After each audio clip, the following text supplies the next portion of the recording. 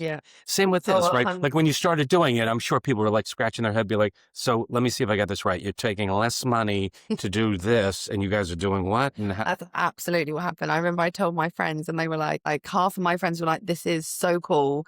And I think you're going to love this. And the other half were like, have you lost your mind? Because what on earth are you doing? And, there was a lot of growth in the other company that I could have lent into, sure. but it was hard work in a way that I didn't enjoy.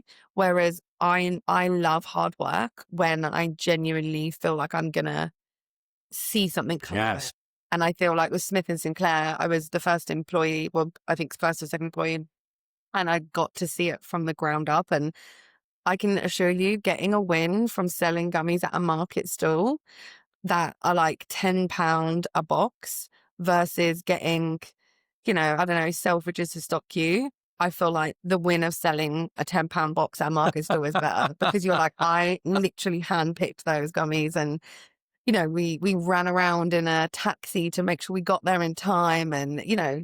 Hello, I'm Mike Ryan. I'm the Chief Networking Officer at PIMS, and welcome to our second season of Minutes with Mike. Now in my 33rd year at PIMS, I've had the privilege of partnering with companies both large and small, supporting their PR and marketing through customized fulfillment and distribution that delivers measurable impact on their brand perception, boosts positive affinity, and fuels their overall brand performance. And throughout my career, I've had the chance to work alongside many talented folks. This is their story. On this show, we'll sit down with some of the world's top marketing and business thought leaders to learn more about their success, how they got there, how marketing helped them achieve their goals, what strategies they used, and what inspires them. Please join me on this journey as we learn from those who are changing the way we think about business. So sit back, enjoy. You're listening to Minutes with Mike. Welcome, everybody, to the latest episode of Minutes with Mike. I'm Mike Ryan, and joining me today is Grace Bryan, the co-founder of Juicy Brick. That's correct. We actually didn't meet in person until today. Yep. But I met your team when we were over in the UK at a different event, and they were wonderful, and they introduced us to you. And thank you for agreeing to be on Minutes with Mike. Pleasure. So it's a real thrill. It's a little impromptu because we had planned originally to do this. I think we're going to do it in person. Then we switched online, and then you were kind enough to come on. You're in the US for a week or so. Yeah. And you agreed to come into our office, our beautiful new office. What do you think of the new office? Very fancy. Very, very fancy. I feel like the Queen walking around. It's great. Right. So let's get into it. So we're going to talk about Juicy Brick at length, but I'm really very curious, as everybody is how kind of it started with you. I know just in reading your information on LinkedIn, you came from the event space, and then you kind of segued somehow into Juicy Brick. So how did it all start with you? Like, start at the very beginning. Like, did you go to school for what you're doing now? I'm very uneducated, like very much left school. I was actually meant to go to university in Bournemouth, which is like a seaside town, and I didn't get the accommodation I wanted, and I threw like an entire hissy fit and was like, I'm not going. They wanted me to put me in this weird house. I didn't want to go, so I told my parents like I'm not going. So we agreed that I would do a year, sort of postponing it, and the agreement was you can do that as long as you work. And I reached out to, I honestly think it was Gumtree, a company on Gumtree that was looking for someone to work in events under a venue finding company called Crazy Cow Events, which the name and finding it at Gumtree should have told me enough, but no. And that was my first ever job. And I was paid way under like actual allowed. But you were happy to have it, right? Yes. You got a load of free stuff. You like networked and went to I went to the Ritz to do canapé tasting, and it was like a great, great life. And then I was meant to go to university the year after, but instead I was like, I'm in the industry I want to work in. Let's just stay. And I think that was the beginning of the grittiness of just getting on with it. Parents cool with that, or think it'd be a hard time? As long as you're doing something, we don't care. And I did a little side course at the same time, which was really fun, but really absolutely useless in the grand scheme of things. But it was good to do. And I think just a nice little thing to have in the background. And then, so I've worked since I was 18, and then I basically grew in the events industry, did loads of different types of things. So I did the venue finding, I did the actual representing of venues. but they were livery halls in London, which you might not know what that means, but they're basically I like, don't know what that means. they're really historic buildings, which essentially are, if you was a gold maker, you would be part of the Goldsmiths Hall, and they are kind of like Freemason-esque. There's a Okay. lot of ritual. That's kind of cool. It's really cool to see him, but also it's weird. So it was an interesting space for like young 21-year-old me to be in. And then I went to work at a casino in London, which is the biggest casino in the UK, the Hippodrome Casino. And that was a real like shift for me in the things that I liked, because it was way more hands-on with running the physical event, and it was a 24-hour building. So you never ever like stopped. It was always something going on. And I really got into the service side of stuff, and I really, really just thoroughly enjoyed the sort of pace of it all, and talking to the chefs and learning more about the food and learning more about service when it comes to alcohol and like how the cocktails are made, and the fact that brand ambassadors were coming in, and kind of got more involved in that. And that's I have limited connection with the whole event space, but I'm connected with it because being the chief networking officer, I deal with a lot of events, right? So that seems like a grueling 24/7, got to be quick from the hip because things change day to day. What you planned on 2 months ago, 2 days from now changes completely. Like, I'm glad it was younger me. yes. She's older me would hate this right now.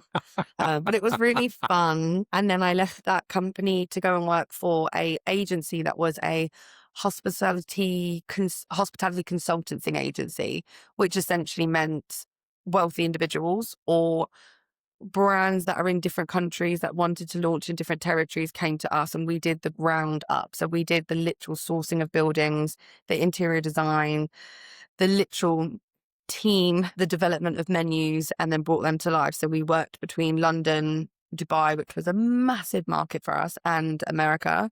So we brought Dominic Ansel Bakery to the UK. We did like very fun, kind of fast food. There's Melt Room in New York. It kind of a twist on that for London, and then a fried chicken restaurant. And Dubai had massive, massive pubs that I think they could seat something like 20,000 people in a day because of how big it was and the turnover that they had. So from that job, I really learned about the back of house facility of hospitality and food delivery, and how to survive as a business is all about growth and how you can get the better cost and stuff like that. So I kind of learned the fundamentals of business there. And then I met Melanie Goldsmith, Who's wonderful. who is wonderful. She is one of my favorite people ever. She met me randomly at a networking event. My best friend Bethan used to do the events on Carnaby Street, which is infamous road in London for shopping. And she was like, oh, I need to pop in and say hello to these people that are running this event. And I walked in, and Melanie didn't know I was on the door, and we just clicked like straight away. And she's a Northwest London girl. I'm a Northwest London girl. You kind of get the vibe straight away. And we started chatting, and then I think we connected on LinkedIn or something, and just kept chatting. And she told me about what she was doing with Smith and Sinclair, which was like the first week of running it, basically. And we just kept in touch. And then one day she was like, I think you should come work for me. And I was like, you can't afford me. And at the time, she couldn't afford me. She was like, well, no, we really are just bootstrapping this business with my other business partner, Emil.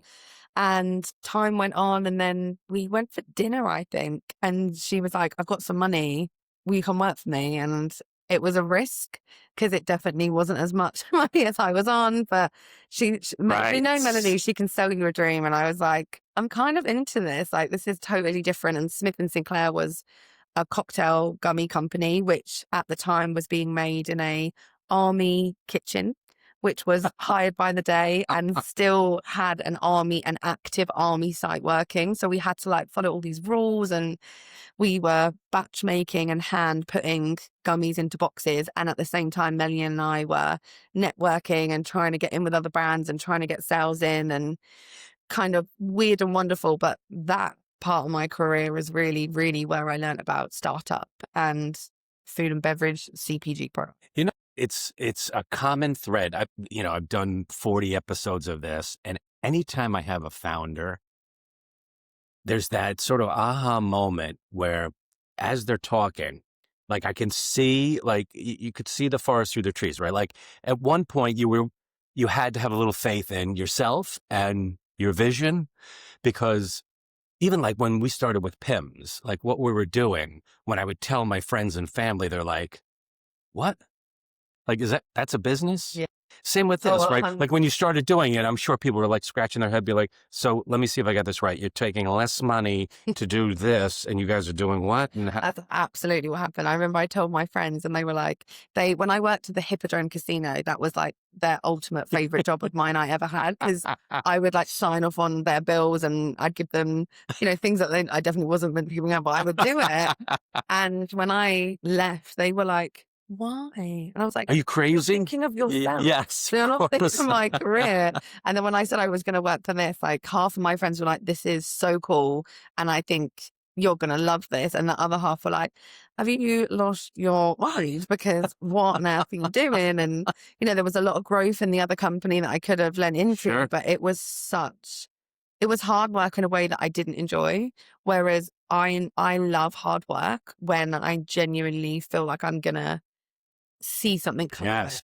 And I feel like with Smith and Sinclair, I was the first employee, well, I think first or second employee, and I got to see it from the ground up. And I can assure you, getting a win from selling gummies at a market stall that are like £10 a box versus getting, I don't know, Selfridges to stock you. I feel like the win of selling a £10 box at a market stall is better, because you're like, I literally handpicked those gummies, and we ran around in a taxi to make sure we got there in time. And, when you're doing it, it's infectious, right? Because when you're doing it, you're like, this sucks.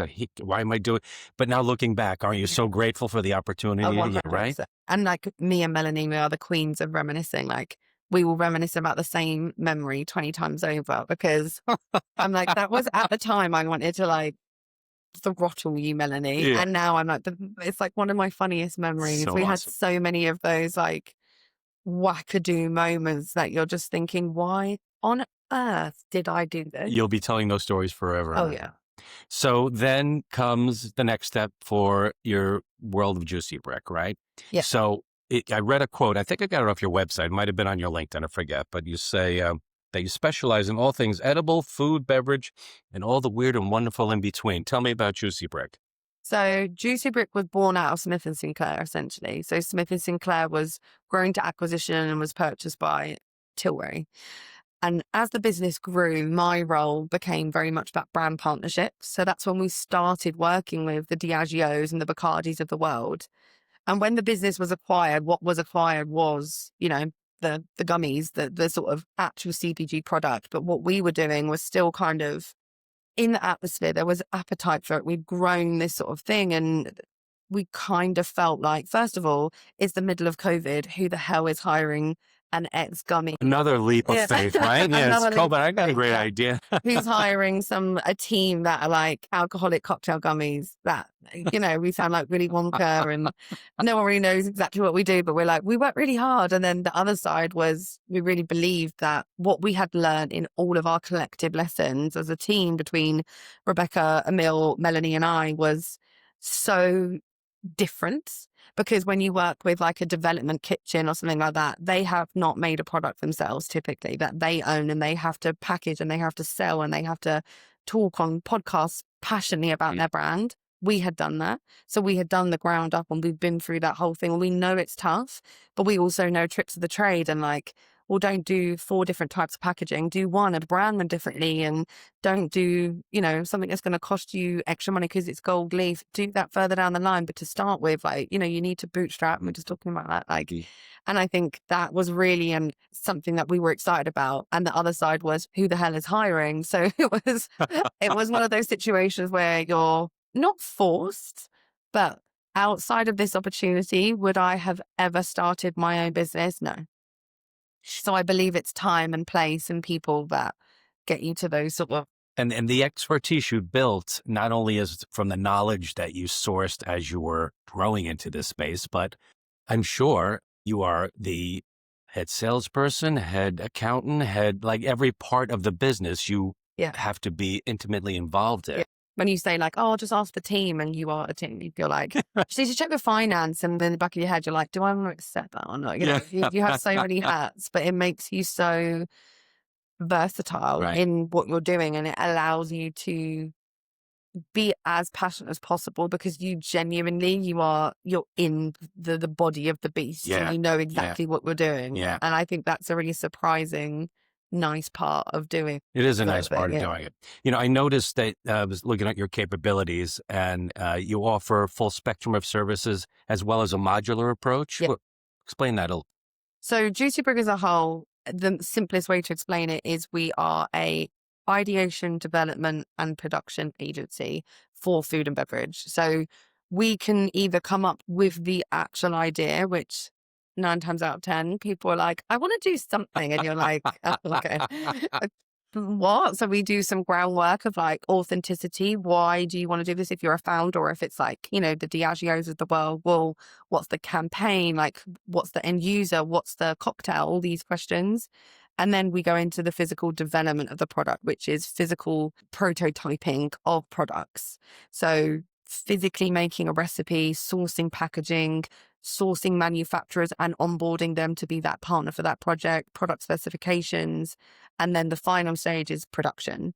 And with that, we can segment what that looks like. I would say 9 times out of 10, we start at ideation, Right. but there's other people that come to us and they're like, I have been selling product X in market stores for the last 2 years. I've got a proven track record. I've now got appetite from Whole Foods, and it's time for me to scale up. I want to do that. Mm-hmm. We will take their benchmark recipe and then work it into a commercial recipe to be able to make it a successful CPG product. So depending on where you're at, we can meet you. And being a small business, as I'm sure you can be agile when you can flex the rules when you want. Yeah. And it really works well too from, a sales aspect of it too, because a lot of times, certainly we deal with this, I'm sure you do too, is a lot of times people that are coming to meet with you to possibly work with you have already monetized what it is you do.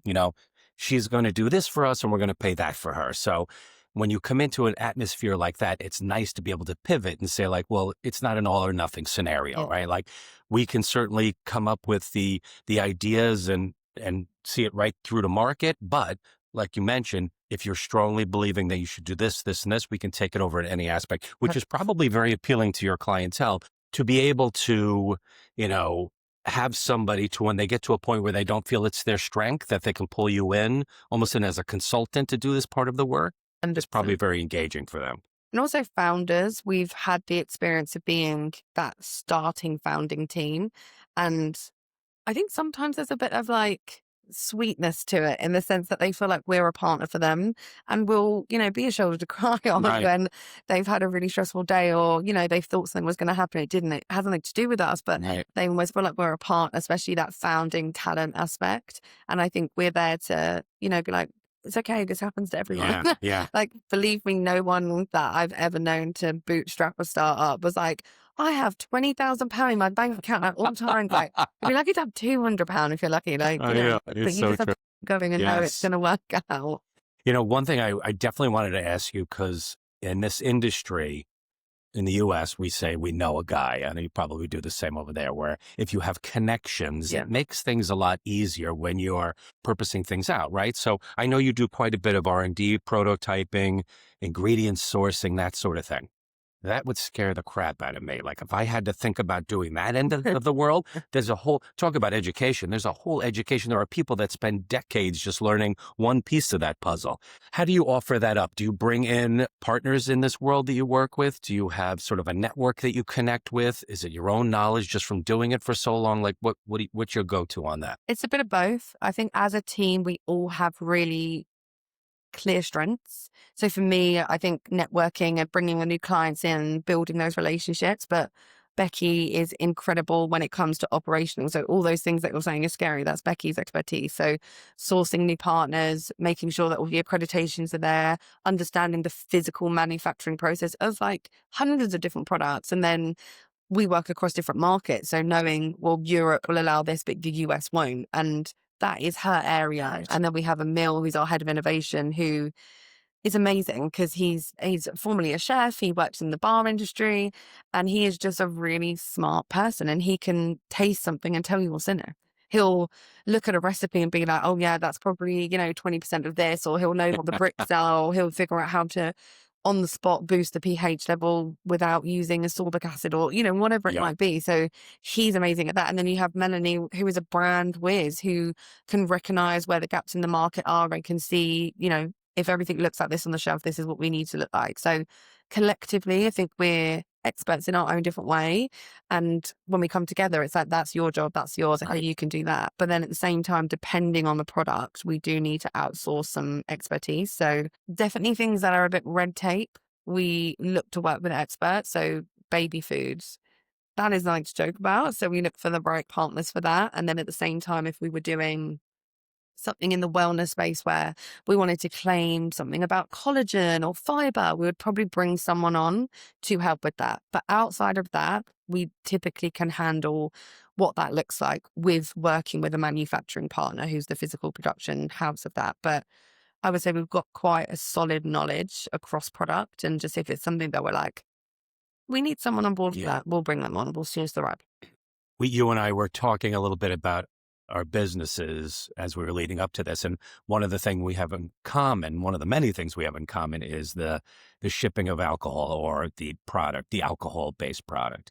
Another feather in your cap is there is a whole different set of rules for the UK than there is for the US. And there's a whole different set of rules for shipping within the US and shipping within the UK and shipping to the UK and shipping to the US.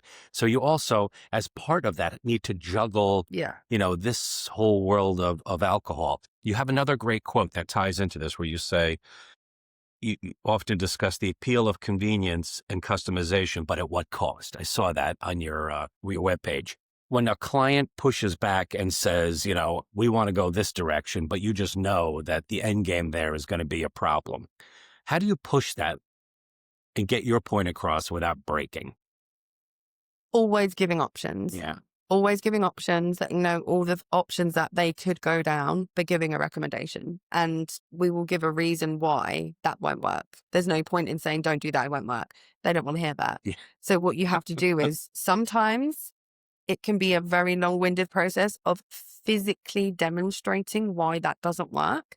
We've had to do that with R&D products where someone's like, I really want it to be X, Y, and Z. And you're like, that's going to taste bad or that won't look good. Oh, this is a great example, actually.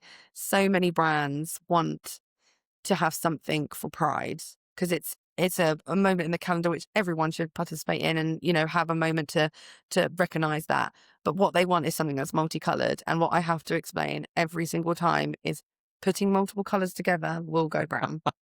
And I honestly, now I'm just like, Emil, can you make something to demonstrate it? Because sometimes you just have to see it to believe it. But other times it's just about really clearly defining, well, these are the pros, these are the cons, and this is why we would recommend X. If someone wants to go a different direction, we can do that.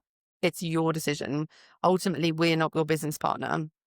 We are a service provider. So we can only offer you information and then the decision is yours. But we will always very clearly say this would be our recommendation because of X, Y, and Z. And this is why this would be a negative or a positive, etc. So I think just being really clear and open. Sure, you run into this a lot. So there's a fine line with creativity versus productivity, right? So in my world, because we're dealing with productivity and creativity. Like a client comes to us and goes, we want you to source and create the box and do the engineering. We can look for those potholes. We can point out things before they happen. But when you are given things like artwork or the creative aspect of it from a client where they don't look at the different outcome, we ship sometimes very heavy items, right? And the box they designed has thin paper walls, right? Mm-hmm. It's never going to make it from here to there. Or they have all this delicate stuff put in a box and there's no tray or insert, so they're going to bounce around. Whoever did the artwork is doing it, on their sketch pad in front of them, but they don't really know the ins and outs of that. Will you put your foot down? Is there a time you can think of where you kind of stepped away and said, if you're going to do that, all the best, but we don't think that's the way to go and we're not gonna. I probably have a reverse where we, against my better judgment, said yes to something, even though I knew that I should. Well, without naming names, do you want to tell that quick story? I'll go over it briefly, Okay. But we typically handle all packaging ourselves. So if we're doing a final product, we want to source the packaging, fit it ourselves, and then deliver it. And against my better judgment, someone wanted something really specific. And I said, we don't really do that, but they really wanted it. And I said, okay. And it just, it pruned everything that I thought would go wrong, went wrong. Like the sizing wasn't right. Huh? The weight of it wasn't right. The sealing wasn't there. Like when you're working with food products, you cannot just throw it in a tin.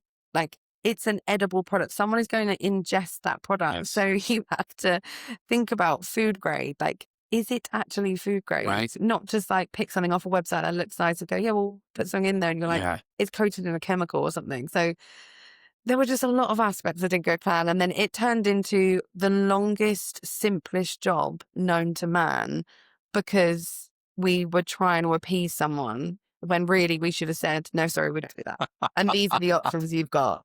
And it went into like having boxes and boxes of packaging in our kitchen, which honestly is not that big, and having to get rid of them because they weren't appropriate. And we needed to find a whole nother route, which took so much more time, which took so much more resources for a simple, like one of the simplest jobs we could have done. And I'm kick myself thinking about it because I'm like, I should have stuck to my gut. Talk about losing sleep over stuff. Oh my God. I have so many things that I've lost sleep over the years. I also saw on your website, yours your trend report, which I want to talk about too. It was really cool. And this is not an average trend report. This thing's cool. Like it's written really well. It's not like your mother or your father's trend report. It's just a bunch of bullet points and like some clip art. Like this is really good. And it goes over a lot of good things. And you did a whole thing on frozen and refrigerated too, where people, again, when they're doing their packaging or when they're coming with their creative, they don't realize that has to be done with, yes, ice packs, but dry ice sometimes, right? When something needs to be frozen and get from here to there, like a chocolate bar or something that has to go, we're shipping stuff across states in July, they want to get it there and have at least 24 hours for somebody to be able to consume it. There's a lot that goes into that. So maybe you could talk a little bit about, have there been a time where clients' expectations are like through the roof, of what they want and what's reality? Oh, most days of my life. I think the main thing that is the reality versus what you're going to get is time and budget. Like we'll get inquiries, which is so cool and we want to do all of these projects, but without time, you're restricted. So giving 3 weeks to turn around a canned drink that you want bespoke, like that's never going to happen. So instead, you're going to take someone else's that's pre-made and then we're going to put a label around it. But, it's time is, there's that I always see it on Instagram, it's like 5 minutes and someone draws like a horse and then there's like 5 months and then someone's drawn this and I'm like, that's such a way to measure your expectations. And sometimes I think clients maybe don't have the right level of expectation for stuff. Yeah. Everything is always possible. You can always find a solution, but is it going to match what you want? Maybe not. Yeah. And budget, we get great product ideas that we think are winners and we're like, this is amazing, but it's like handmade or it's going to be, shipped from X, Y, and Z. And they're like, that's too expensive. And I'm like, what did you think? Yes. But I also have to understand that we are living and breathing this industry. So for us, it's so clear to see that I can look at a product on shelf and go, okay, well, they probably did X, Y, and Z. And I bet the distributor did this or the cost was that. But your average consumer does not. Right. And you have to always remember that you're in the thick of it. And they're just looking for fun solutions that they think are great and they want to work with you on it. So adjusting that thought process of being like, that's ridiculous to ask us that. And instead being like, hey, we would love to do that, but this is what we can do. And this is why we can't do X. I think this communication helps with that. Do people listen? Maybe not, but You know how that goes. Yeah. The new cheat code is obviously AI technology, right? And I'm going to ask you about your thoughts on that. But specific to, I saw that you were talking about on that same trend report, AI-driven dietary solutions that people look into. Truth be told, when I am doing something at work now and I'm not exactly sure of what the results should be, I quickly throw it into ChatGPT and sort of get some sourcing on it. There are pros and cons with that, right? Like if you're not going into it with the knowledge of, your expertise and you're just taking it at face value, you can get really far down the line. And I can sometimes tell when a client has used AI for things like, dashes. Yes, yeah, the dashes. But I can tell, like, when they are getting their results of where they want to be based on what this chatbot's telling them, right? How do you think AI, both positively and negatively, affect your world? Like, what are clients or prospective clients coming to you with expectations of AI in your world, new technologies that are going on, and how is that making things better and easier for you and your team, and how is it hindering? I think it's going to benefit the people that want to work with us by understanding ingredients, particularly, or like processes. So we're working with someone at the moment who identified a really interesting product that we hadn't thought of, and now we're looking at it. And I assume she probably went down the route of looking online and finding different resources. And AI is a great one, like ChatGPT. Like, well, what could I use as a base for X? I think it's a really clever thing for people to do, and you should lean into it as a tool. And I think that's going to be great for working with us, because maybe they'll learn a bit more Right, before even right. coming to us with like, oh, I've looked at dates as an alternative for something, or I've looked into cherry as a base for a recipe because it has X, Y, and Z. Like, it's going to equip them with more information, which I think is a complete positive. And even for like competitor landscaping, like, I have this product, who would be my main competitors? Like, it's going to help them and equip them with information that would take time to do. I think the negative is that you can get misinformation. Where the gap is for us is, I think they'll come with fully formed ideas, whereas at the moment we don't see that as much. Fully formed ideas, but they'll still need us, because outside of an idea, AI is not going to make your prototype. Right. AI is not going to produce your product for you. So I think it's going to really help with the groundwork of ideation. But from that point on, you've got to physically get into the world and make it and stuff. And I think that's where the line will be.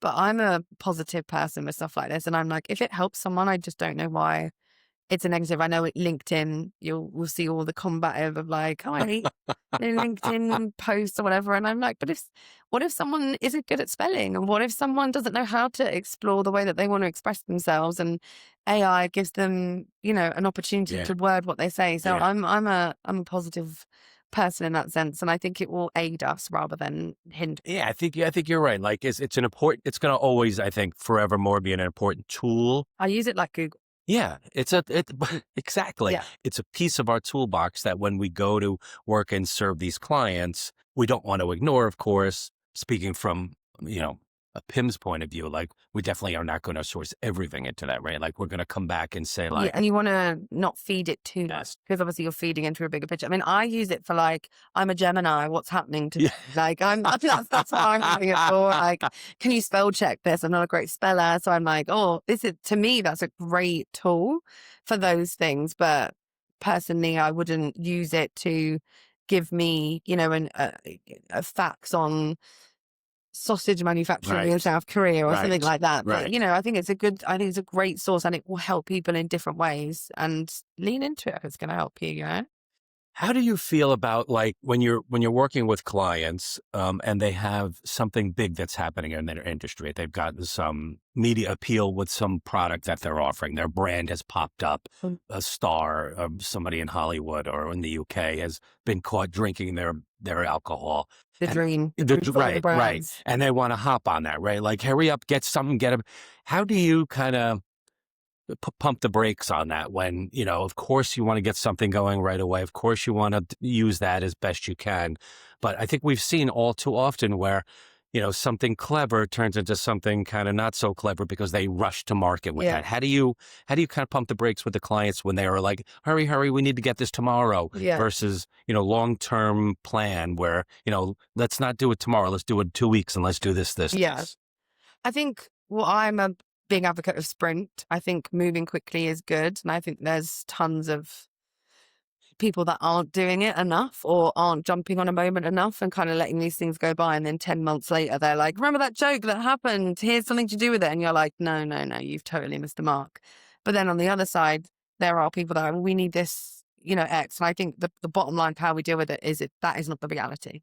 Like, you are not going to get that product by that day. Yeah. And I think, again, it's just down to communication of clarity, and like, you can have it, but this is when you're going to have it. And I think a lesson I have absolutely learned over the years is just to be really clear. Like, I feel like I work with a lot of agencies as well who maybe don't have that mastered yet, and they're willing to bend over backwards for a client, but you will underdeliver Yeah. because you Yes. yourself know that is not going to happen. But instead of being realistic, you're like, "I'll make it happen," and then you don't. So not only have you underdelivered, you've upset someone, and now that relationship is damaged. Yes. Whereas our approach is from the off, let's be real, like you're not going to get by that date. You can get it by this date, or if you do X, Y, and Z, we could get it by that date. Or can we give you a few, over the next few weeks and find a way of doing it? Because again, my motto is there's always a way of doing something. I'm not going to under deliver because I want you to give me a PO for something. I'm not going to do Yeah. that. I want to be realistic and manage your expectations because ultimately a client relationship is everything. Great point. And I just want them to trust us and to know that they can come back to us, recommend us, have a great relationship with us where we're trusted and that they know that what we say is what we're going to do. There's always going to be speed bumps and there's always going to be, look, when you're doing production of a product, so-and-so dropped half of your bag of salt on the floor, therefore we need to order more salt. But again, it's just communication and being really, really clear and being human. People don't remember the problem as much as they remember how you dealt with it, Yeah. right?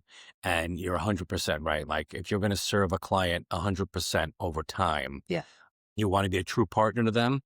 There are going to be ups and there are going to be downs, and where you are when it's not so good, or, something didn't go as well, or there's been a problem midway through that seems unsolvable at the moment. How you deal with that is what they're going to remember long term.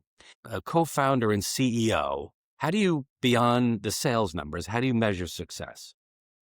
Client retention. I think how long someone chooses to work with us is a really nice part of the business. Like I have clients that have worked with us, Smith and Sinclair days, and now they've moved to different companies and they want to recommend us. That to me is a really good level of success. And people talking about us, like as an agency, it's hard for people to talk about you because you're not the exciting part, even though you are. Like, you're not the exciting part. It's the brand that's the exciting part. So when someone, gives us a shout out and says, "Oh, Juicy Brick worked on this," that to me is like, wow, we're getting recognized there. And someone thinks what we're doing is cool. And, types of brands that are reaching out to you. We've had some dream brands that we work with reach to us. And that to me is When you have the phone and you're just like, yes, let me soak in this minute. Yeah. Like we had an amazing dream client come through our inquiry form on the website. And we are not website experts. So I don't even know who even did our SEO. Like it might have been Melanie, and we have this dream client come through the inquiry form being like, "Oh, I found your website on Google." And we were like, "No one touched the website. It's perfect. There's nothing to be done." You see what it did? Yeah. So I think when you're getting recognized in that sense, that's when you're like, "Oh, wow, we're actually doing something quite cool." Or someone says, "Oh, you did that thing." That's a really lovely feeling. And when you're passionate about what you do, you're like, "Oh, it's a little personal thing. Like that makes me happy." Yeah. I want to ask you about specifically influencer marketing, but before, what just popped into my head again was, so this industry, we were also talking about influencers, and like when I first got started 35 years ago, it was all media based, right? Everyone was really intrigued by newspapers and magazines, TV, radio. That was everything. And wire services, get your information on there. Now it has changed, right? The influencers and the creators are really what are setting these trends. The new brand owner. Exactly. Good insight right there. With this came an influx of services that offer data and analytics that support the ROI on these sends. I just spent X amount of dollars or X amount of pounds sending this out. How did that affect my sales overall? That's what clients looked for, right? How do you use that in your everyday? Is that part of your services? Do you partner with people on that? Do you boost up the data on the things that you support? Or is it just another piece of the puzzle as you're sort of explaining to the clients, like, what's the next big thing we're going to do? Here's how this worked in a previous set. Really honest, we don't really tap into that. I think when we started Juicy Brick, we were like, this is who we are. And then as we grew, we were like, we could do this, this, this, and this. And ultimately, we had a conversation where we were like, let's just be what we are. And what we are is food and beverage innovation. And what we do is ideate, develop, and produce. Because we have a niche, and we talked about this earlier on today. Like, we have a niche that no one is really delivering on in the way that we do. Yes. And I think if you add too much to it, it takes away from what we're really good at. And we just decided to hone in on that. So even like, we don't even sometimes get the data of how an activation went that we've delivered, because it's owned by the brand. They don't have to share that with us. And all I can tell you is it's sold out. Right. And that's what I can offer. And they come back again. And they'll come back again. Yeah. So we don't really play in that space, if I'm being really honest. And if someone asks, I would find someone that I can put them in touch with, because it's just not our area of expertise. I can give you insights from our own eyes of this is really popular right now, or cold foams are totally having a moment in coffees. That's going to dribble into every other space. I can do that. But that's big based off trend hunting and reporting and knowing what's happening in the industry, rather than it being data fueled, which again, I think is probably a bit of a USP for us, because we don't rely on that stuff. We're just relying on a crystal ball and hoping that. I love that answer. Influencer marketing, right? So PIMS, this is what we do, right? This is what we're known for. This is where we built our reputation. We do it better than everybody else. I don't need to tell you that. Where does that fit in your world? There is an important piece of the puzzle with influencer marketing, right? Sending out what might be a very customized, white glove sourced, created, 50, 100, 200 piece send out. How do you think that fits into the narrative of success? I think it's going to always be there. And I think we're getting cooler. I think people are getting more interesting and are starting to think much more outside the box with it as well. Like Kim Kardashian doing that, the chocolate heart that you smashed, like that sent everyone into an absolute craze of, I'm going to do that. This is what I'm going to do. And I think that's going to be here to stay, and they're going to get cooler and find other ways to do that stuff. And that's where we can come in and like come up with the ideation piece. But I think we get a lot of brands that are like, we're doing a partnership with this brand and we're going to do a kit, but that's not enough. Yeah. We need something else, and we need to come up with something that would be fun. What would you do? And that's where we kind of come in and can say, okay, well, product is X, Y, and Z. This is what you should do. And what about these products that are going to be in addition? Because we live in a society where a free bottle of something isn't enough. Yeah. It has to have something else. It needs to, do more. We needs to fit in with the campaign. What's the Instagram moment? Opening a bottle isn't. Yeah. We're beyond that now. So is it that it's an edible fragrance that they're going to spritz on the glass, or is it that it's going to be an edible paint that they're going to paint on the side of the glass and it looks like a builder's kit or something? It's that level of, innovation that is driving the force. There was a Louis Vuitton thing where they gave people 3 Christmas baubles, and I think the whole aim was that one falls out and it smashes, and it's like, I've broken this. It was a viral TikTok, and I think the aim was that they would fall out because the packaging looked rather stupid. It was like, curtain type silk boxes with glass baubles that just roll out, but like that worked. And I think it's another way of thinking about viral moments. Or how am I going to get someone to do that thing? Or when I open it, is something going to explode everywhere? Or the chocolate heart is the best example. I mean, Kim Kardashian is the OG of it. And, it's so simple. I did want to ask you about this trend report. So, of course, doing my homework, I was Googling you and the company, and went on the website and found that trend report. And I was like enthralled with it. I thought it was like so informative, but clever. It's free of charge. I just click on the link on the website. Do you write all that? Like, where do you come up with that? Like, is it ideas you hear your clients speak a lot about? Is it just buzz in the world? Is it friends that are saying, what about this? Like, where do you come up with that content? And how often do you put that up? It's a real collaborative piece. So we are researching it the second it's released for the next year. So it's a year-long process of joining the dots and seeing what's going on. Okay, well, we're hearing noise about this. What's next in this space? Like, what's going on there? And over the year, we have every other month meetings and do a brain dump of like, well, I've seen this and this is what I'm thinking. And then by the time you're getting closer and closer to writing it, you're seeing a trend, because you've been filling it in over 6 months of the year. And then from that point on, it goes into writing. I am no writer. I am no wordsmith, but Becky is amazing at that. Melanie is amazing at that.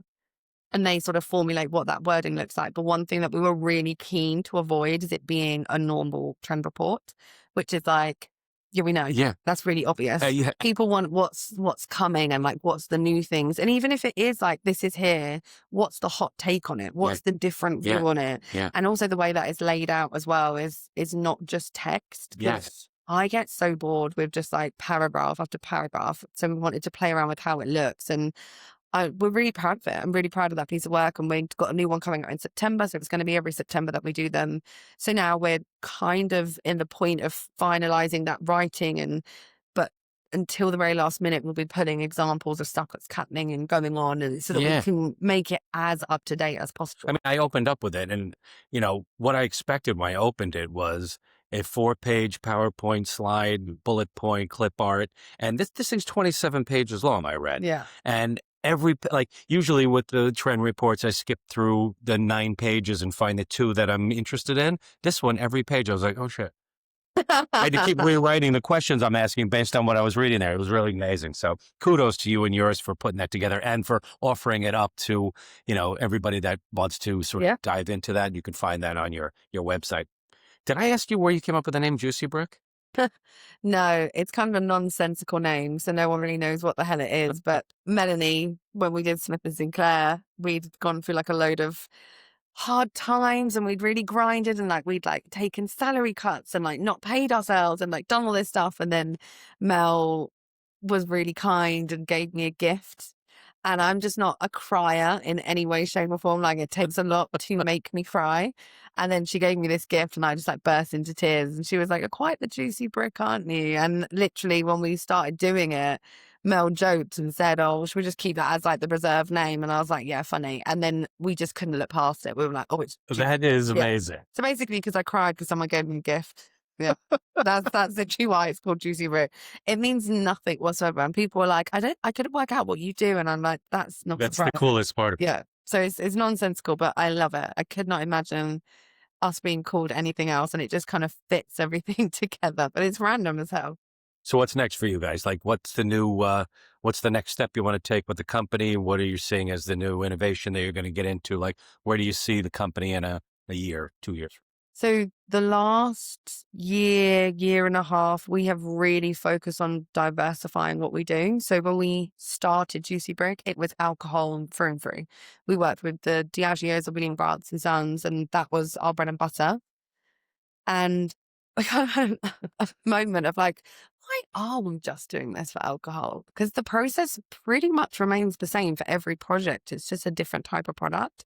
So we did a lot of groundwork in trying to figure out, well, how do we get other clients to start talking to us, whether it's, PepsiCo's and Coca-Cola's of the world, or Darden's and McDonald's, or Kroger and Target, and talent, like actual influencers and talent who are now doing these brands. How do we start getting in those spaces? And we just really invested the time. I mean, I am on LinkedIn hours of a day. It's my go-to place. And we just connected with people, started talking to people, putting out proposals, saying, "We should work with us if you want to do that." And I really think now, the last 2 months, have seen the benefits of that. And now we've got the coolest projects happening, which over the next year are going to develop and grow and go to market. And hopefully from that, other people want to work with us. And I think we've really expanded, but really stayed true to who we are, which is food and beverage.